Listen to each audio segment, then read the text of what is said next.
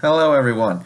So, I'm here to preview a game. Miami and Minnesota. Miami comes into the game at 7-6, second in the AFC East.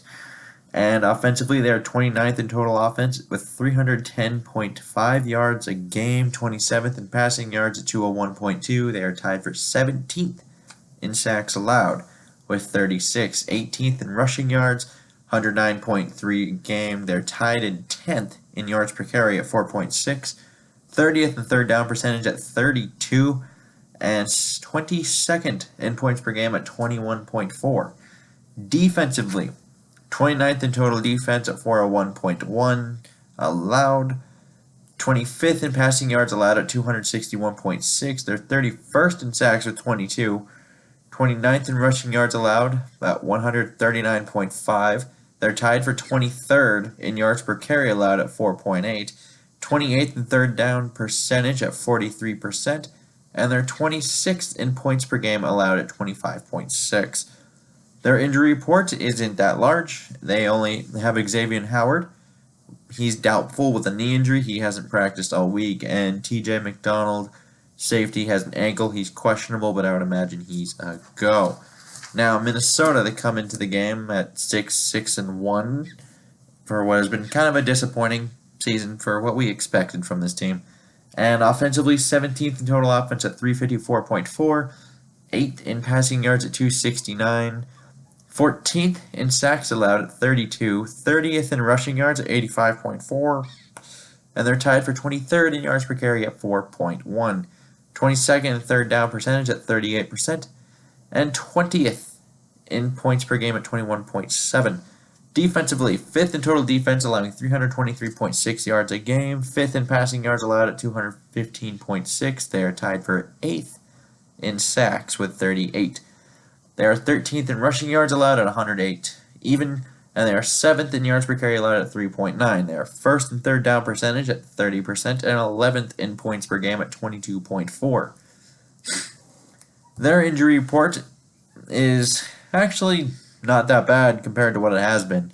Chad Beebe, he's out with a hamstring still. Morgan, he's questionable this time around with a knee.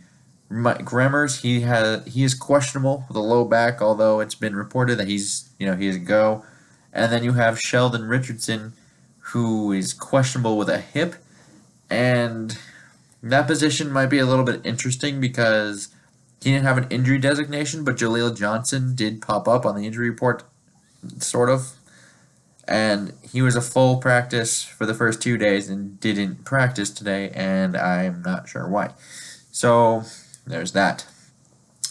But Waynes is back this week, which is good for the secondary, and hopefully Morgan is good to go because we've kind of seen this run game even get worse when he's not there. Now, offensively, by the numbers, this appears to be a good game to let Stefanski take over. They're kind of bottom half in the league and everything. So, by the numbers at least, not a bad week for Stefanski to take over. And they do allow almost 140 yards on the ground and nearly 5 yards a carry. You might, and especially if you have Morgan back, just don't overthink this.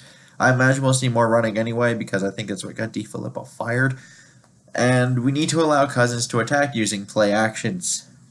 We haven't done that this year, really. It's what he's best at. It's what he's been known for his career. So maybe we do those things. Just maybe. And also no turnovers. That'd be great.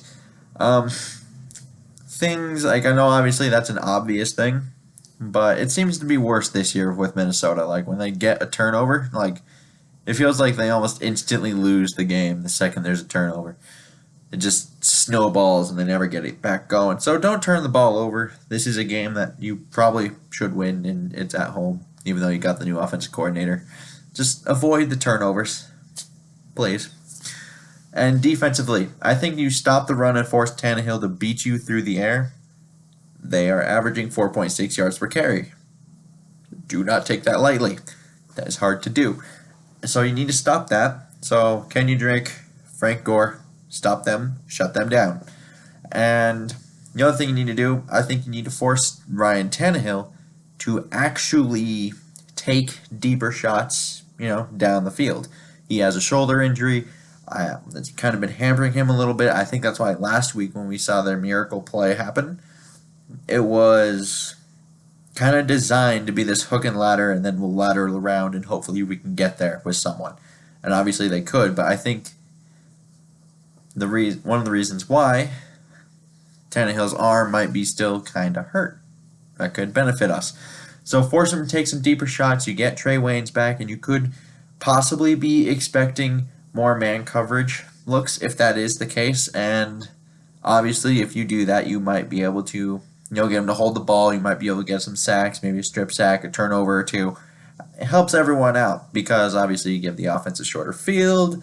They might be able to score, or in our case, hopefully kick a field goal that doesn't get blocked or just miss, because kickers and Vikings don't mesh. They don't get along too great. But hopefully they can start doing that. And yeah. But my prediction for this game, I'm going to take Minnesota 24-20. And overall, I know the stat numbers for the Dolphins, the statistics, they are fairly low on both sides of the ball. But this is a 7-6 team. And they've had 8 games that were decided by 1 possession. They have won 7 of such games. And they've kind of been pesty. That's kind of what it tells me. And they will stick around, and they're going to try to beat you with situational football. We haven't been the best at that. So even though I'm taking Minnesota in this game, I wouldn't be too shocked to see them drop this game if it comes to a late game situation and something weird happens to us. Like it's kind of gone that way all year. Anytime there's a late game situation, they don't convert.